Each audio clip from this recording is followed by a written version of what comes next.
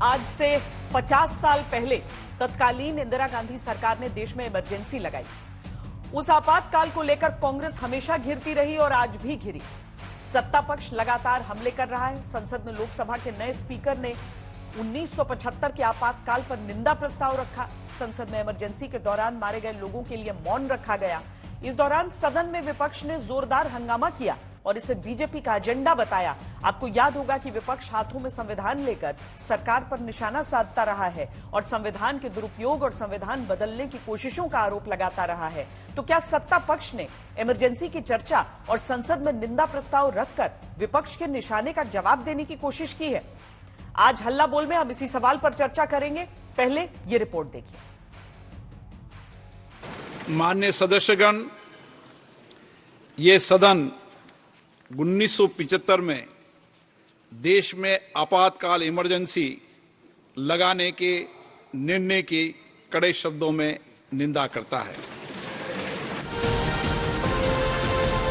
लगातार दूसरी बार लोकसभा स्पीकर की कुर्सी संभालते ही ओम बिरला ने सदन में इमरजेंसी की निंदा की तो विपक्ष ने हंगामा शुरू कर दिया। स्पीकर ने सीधा इंदिरा गांधी का नाम भी लिया। भारत के इतिहास में 25 जून 1975 के उस दिन को हम हमेशा काले अध्याय के रूप में जाना जाएगा। इस दिन तत्कालीन प्रधानमंत्री श्रीमती इंदिरा गांधी ने देश में इमरजेंसी लगाई और बाबा साहब अंबेडकर द्वारा निर्मित संविधान पर प्रचंड प्रहार किया था। कड़े शब्दों में अब सत्ता पक्ष की ओर से शेम शेम के नारे भी लगने लगे। हम उन सभी लोगों इमरजेंसी की चर्चा करके कांग्रेस पर संविधान के दुरुपयोग का आरोप भी लगा। आपातकाल इमरजेंसी लगाने के बाद उस समय कांग्रेस सरकार ने कई ऐसे निर्णय किए जिन्होंने हमारे संविधान की भावनाओं को कुचलने का काम किया। हम ये जानते हैं कि हमारी युवा पीढ़ी लोकतंत्र के इस काले अध्याय के बारे में जरूर जानना चाहिए। इमरजेंसी के दौरान गैर कानूनी गिरफ्तारियां, सरकारी प्रताड़ना के चलते अनगिनत लोगों को यातनाएं सहनी पड़ी थी। इमरजेंसी की चर्चा करके लोकसभा स्पीकर ने उस वक्त के विपक्ष को दी गई प्रताड़नाओं की याद भी दिलाई। ये वह दौर था जब विपक्ष के नेताओं को जेल में बंद कर दिया गया, पूरे देश को जेल खाना बना दिया गया। तब की तानाशाही सरकार ने अनेक पाबंदियां लगा दी गई थी। न्यायपालिका की स्वतंत्रता पर अंकुश लगा दिया गया था। इमरजेंसी का वह समय हमारे देश के इतिहास में अन्याय काल का एक काला खंड था। नागरिकों की स्मृति में हम सब 2 मिनट का मौन रखते हैं। इमरजेंसी की निंदा के बाद स्पीकर ने इस दौरान मारे गए लोगों की याद में सदन में मौन का ऐलान भी किया, लेकिन मौन सिर्फ सत्ता पक्ष ने रखा। विपक्ष नारेबाजी करता रहा।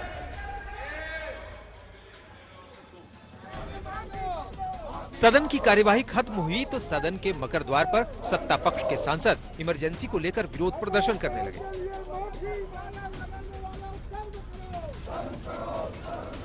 On 26 June 1975, early morning 6 a.m., then Prime Minister Srimati Indira Gandhi called emergency cabinet meeting.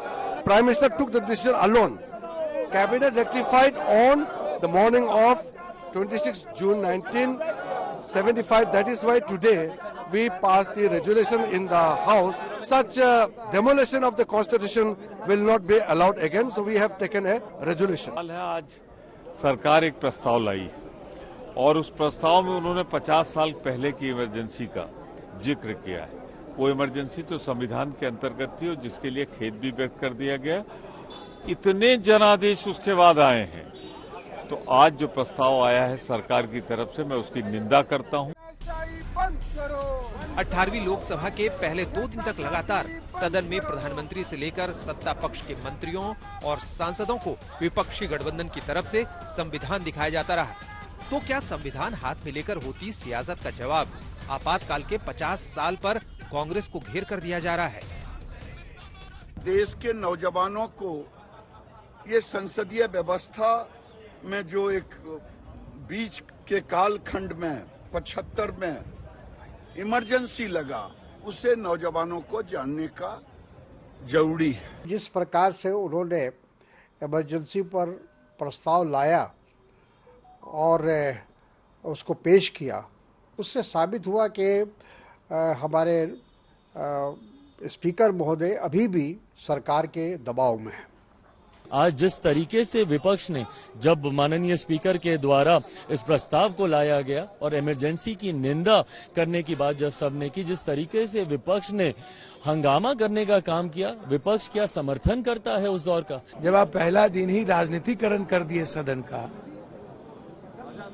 सब कुछ के बाद आपने रंग में भंग कर दिए और मूल्यों और नैतिकता का को आप संरक्षण भी नहीं दिया और आप कंप्लीट पार्टी के एजेंडे पर स्पीकर साहब को बाध्य कर दिए, तो ये तो गलत है, ये परंपरा तो गलत है। The motion is adopted. Emergency पर बवाल से पहले लोकसभा में ओम बिरला स्पीकर चुने गए। उम्मीदवार विपक्ष ने भी खड़ा किया, लेकिन ध्वनि मत से फैसला हो गया, वोटिंग की नौबत नहीं आई। उम्मीदवार चुने जाने के बाद पीएम मोदी और विपक्ष के नेता राहुल गांधी ने उन्हें आसन तक पहुंचाया।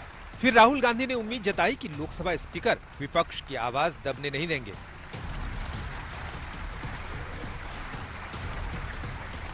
This time, the opposition represents significantly more voice of the Indian people than it did last time.